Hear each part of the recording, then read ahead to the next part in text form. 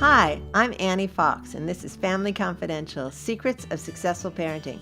My guest today is Rosalind Wiseman, teacher, thought leader, and media spokesperson on bullying and the use of social media. Rosalind's groundbreaking best-selling book, Queen Bees and Wannabes, was the basis for the movie Mean Girls. And her latest book, Masterminds and Wingmen, is an insightful look at the new rules of boy world. Hi, Rosalind. Welcome to Family Confidential. Hi, Annie. Thanks for having me. My pleasure. Hey, I'm really interested in your new take on video games, your focus on this, because for decades I've actually been a computer game designer myself, though probably not in the realm of controversial video games. So I wanted to start off talking to you about what the draw is of violent video games for boys and girls. Well, I think that when we look at games, that they are doing four things that are really important, that I think is easy to overlook. I think that they are connecting kids to each other. I think that it is that they're, working hard towards something that they think that there's like a hope of success. There's not a guarantee of success. That they are curious. Games are giving them more and more challenges, and they're working really hard on something. And it also, if some games really give you, really, it's true that some games give you a sense of meaning beyond oneself in your social connections to other people, or that you're doing something that's just larger than you. And I know for a lot of parents that can seem sort of odd when you look at games that are especially that are violent. And you think, why? I don't get it. I don't like all the noise. It's just way too much stimulation. Right. But for a lot of kids, it does meet those four criteria. And people, when you have that, you're engaged and you want to do whatever it is that is making you feel this way. That's the first thing. And then the other thing is, I think for a lot of boys and girls, violent video games can be a release. It can be a place where that you can process the frustrations that you have in your real life. And so it can be a real cathartic experience to sit down and to blow something up. And it causes a lot of noise and all of that. And you don't get in trouble.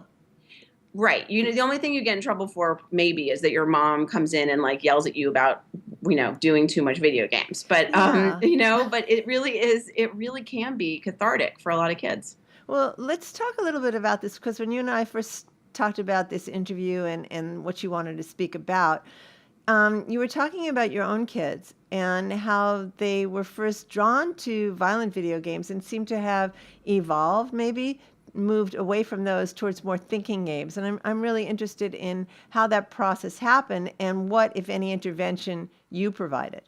Well, I would like to say that I provided the intervention from to go from like Call of Duty. I mean, basically, they were playing about a year ago. I have a 13-year-old and a 10-year-old, and they were playing video games that a lot of boys their age play, and that is Call of Duty, COD, Halo, and they were playing some Madden, but they were playing COD just constantly. And I would like to say that I was the one that was enabled them to start playing more complicated games. Even though I know that some people think that COD is complicated, nothing about that. But what happened is that they have a godbrother who came to visit them for the weekend, and he arrived and he basically said to them, "You're really boring. You've got really boring taste in video games." Oh my. And he brought with him games that he thought were much more interesting and much more relevant for them and would make them more interesting people. And so from that, they started doing many more games of like really trying to figure out like, paths and mysteries and stuff like that. So one of the things they're really, really into is Skyrim. That Skyrim is a violent game. Let's be, absolutely be clear. But it's, there's all these books that you have to read in it, and there's all these paths and all these sort of decision-making things that you really need to do in Skyrim. So, but now my 10-year-old is pretty much obsessed with Skyrim. So it's addicted to Skyrim. So now, it's this constant negotiation and trying to figure out how to have this as a part of your life. Okay, so let's talk about the negotiation in terms of the parent's role and as an influencer for all media, whether it's what they watch on TV or the interactive media that they use for entertainment. It's hard, especially when kids can be very below the radar about what they're actually doing. Oh my And, God. Yeah. know, Oh my gosh. yeah. Yeah. So how do you have those conversations? Your kids are still of the age, 10 and 13, as you say, where, you set the rules, but clearly they go to other kids' houses. Oh, not so much, huh? I mean, I set the rules. I mean, we set the rules. I think that there's some amount of just, this is not, what I'm about to say does not indicate a giving up on my part. I think there has to be some reality about like how much control that we have Yeah. over these situations. Because, with my kids, like I do the passwords, I do the, what else do I do? I, cut off the service at 8 o'clock in the evening. I do all of those things that I tell parents to do. And yet, my children are, I'm sure, seeing things that I don't want them to see. And there are moments when I see like there was a movie they were watching the other day that I thought was so stupid and so disrespectful to both men and women. It was a stupid movie. It was with Hugh Jackman, and it was about like these robot things that he was playing with, and like they were life-size robots. I can't remember what it was called, but in any case, I like put the kibosh on it. I was like, "That's it. I'm done. You cannot watch that." And they both were looking at me like, "What are you talking about?"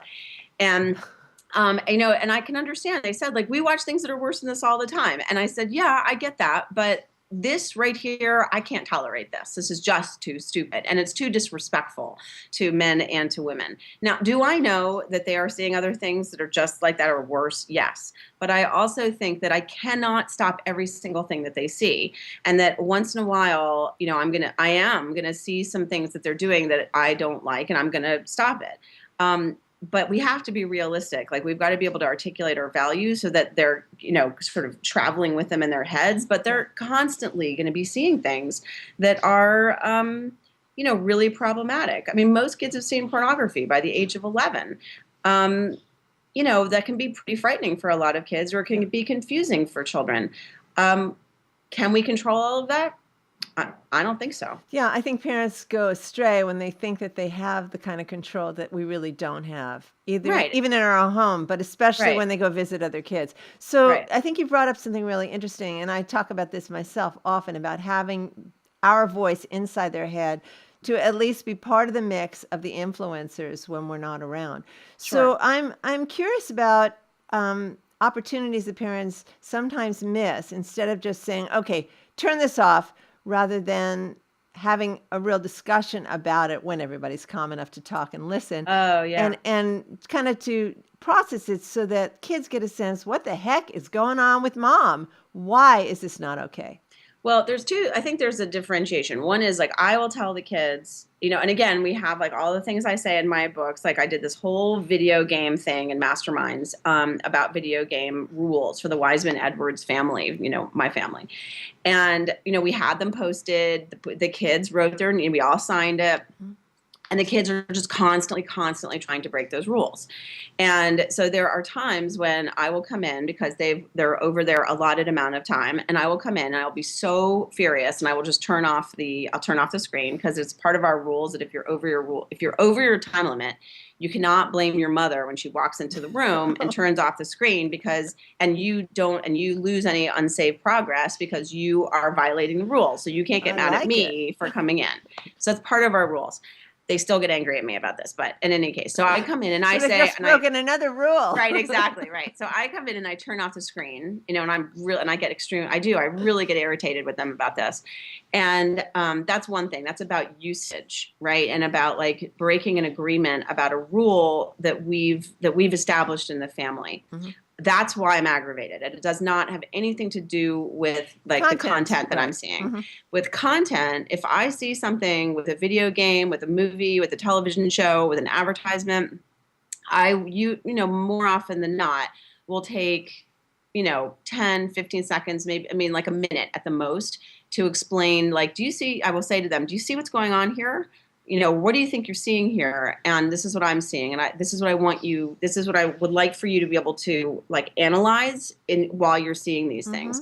And so I make a really big distinction between those two things. But the conversation I have with my kids, unless they want to have it with me, is a minute long at the most. I'm not going to be having more than a minute conversation, because then they stop listening and then there's no point. This is really important, that minute long, and also giving them your perspective. And you may have to repeat that again and again. And because we're coming from a nuanced adult perspective, and they're just like, hey, we don't see any, as you said when you walked into the crazy movie with Hugh Jackman, they Yeah. said, we watch way worse than this. And Right. their definition of Right. worse is interesting to me. It's like That's true. their perspective of why mom would object to this. I find that fascinating, especially when our perspective of all of it is either, cultural, societal, has it do with sexism, racism, all that stuff. And they're 10 and 13 and they're seeing it on another Right. level. So I guess the question here would be, when your kids are in someone else's home and your voice is inside their head, they're also having to deal with the peer pressure of, come on, we're all playing this game. You're here with us. Yeah, sure. What's a child And to do? well, yeah, I mean, I also think that video games really do provide social connection for other kids. Sitting on a couch playing Madden or playing FIFA or playing Call of Duty or any of those things. Those are social moments. And what I make also a distinction about is kids on a couch playing with each other and kids playing with other people online. And that makes it so much more complicated. So, I mean, there's really like gradations of this stuff, because one of the things I think a lot of parents don't realize is that when kids are networking with other people, especially with those very kind of macho sort of jock games like Madden and Call of Duty, Grand Theft Auto, that the networking, when they're on talking to other people, the stuff that people are saying, real people are saying, so it has nothing to do with the content, is that it's really about what's going on with how people are talking to each other. Yeah, and I'm sure that, the game experience flavors the kind of conversations that's happening in the sidebar.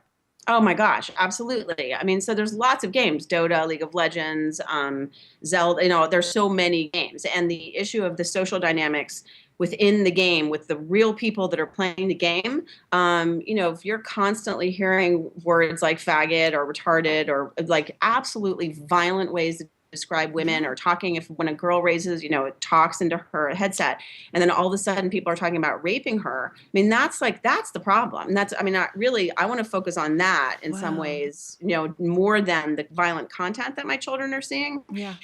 Or say to this way, not one exclusive to the other, because parents literally look at the back of a video game and go, oh, it says M or T, and I'm going to buy the game. It could have a T on it. It could have an E on it for everybody.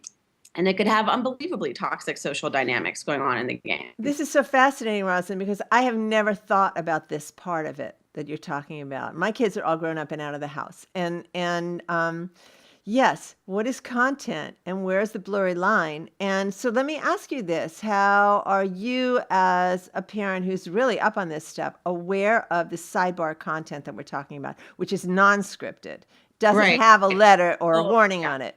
Yeah, here's the one thing. 2 months ago, my husband went, I guess, to Best Buy with my boys, and so they all got the headsets so that they could play. I'm not sure. I don't remember which game, why they did it. But I come home and I see the headsets, and this is in the middle of like doing some research I was doing, and I pretty much had a temper tantrum about it. And I made such a huge scene about these headsets that my husband he was like, okay, boys, we're just going to take them back. We're going to return these headsets. But this is a line for me. In all seriousness, my children do not have the headsets. I don't allow it. And not just because I don't want them listening to it, but I also do not. I hate saying this as a mom, but I have to be realistic. I think if my children are normalized around that kind of stuff and they're listening to people, that they're going to participate in it. I'm not thinking they're above it. And it's almost like I'm setting them up for being conditioned this way. And I can't do that to them. So they're not, that is really one of the only sort of technology things in our house that I've absolutely forbidden. That's a line for me, because I'm so concerned about the toxic social environment of a game. Okay, I'm going to play devil's advocate for a second here. Sure. They're at someone Sure. else's house. They've got a bunch of headsets there. They're playing the Sure. same game. What's up? Sure.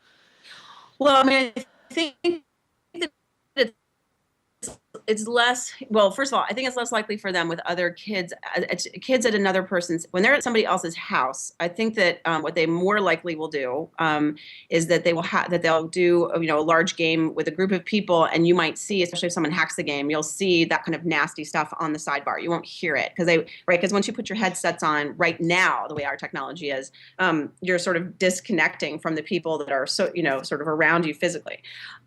But certainly kids can my children go to other people's houses and play games that, I might find problematic. Probably like Grand Theft Auto would probably be one of the biggest ones. Yeah, you keep mentioning that one, and I want to find out why you hate that one so much. Well, there's lots of games that have really problematic scenes in it. And I know because I've talked to boys a lot, not my own boys, but I've talked to high school boys a lot, who I really respect, who love GTA 5.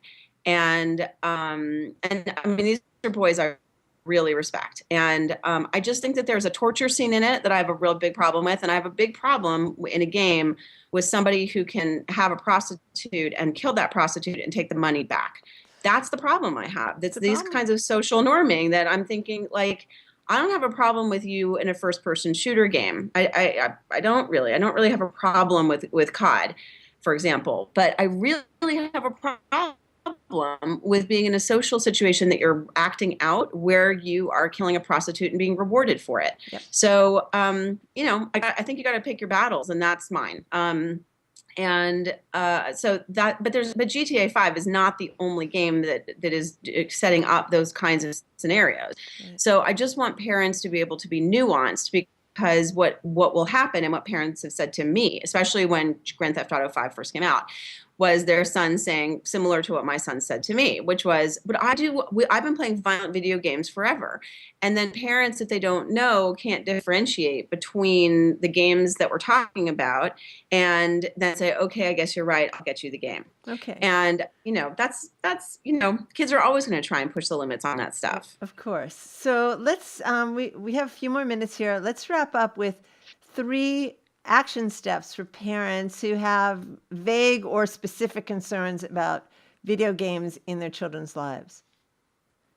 Well, I think the action steps are, what games your children are playing. And that's really important. I think that you take a few minutes to actually play those games. You do not have to become an expert on these games, but I think you need to sit down and play them for a few minutes. Okay. So those are 2. Know the games your children are playing, and play the games. And play the game. And then the third thing is, if they've got those headsets, I really don't want parents thinking that overall this is horrible. I want you to also to look at, if you've got questions about any of the games that your children are playing, the gamers themselves do an amazing job of writing about in blogs about the issues in the game. So if you have questions about it, like if you want to think about or look at what I'm talking about with GTA 5, just put in GTA 5 prostitutes, and you'll see gamers, like people who love GTA 5, talking about these kinds of scenes in a really important way. So I think you actually can get the information you need from the people who love the games themselves. That's a great point. And share those blog postings with your child. Oh, definitely. Because you know why? Because they're not going to be there. First of all, they're going to think like, oh, my mother is going or my dad's going on gaming blogs. This is okay. It takes the control out of their hands. Right. Good point.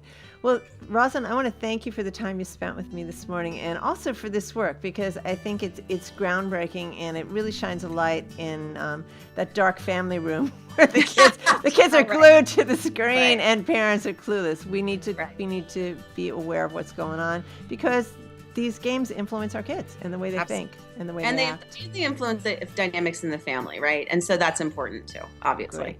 Thanks so much, and keep up the good work. Thank you. Bye. Bye. This is Annie Fox for Family Confidential. And tune in next week when my guest, Dr. Deborah Gilboa, and I will talk about building resilience in kids. Until then, happy parenting.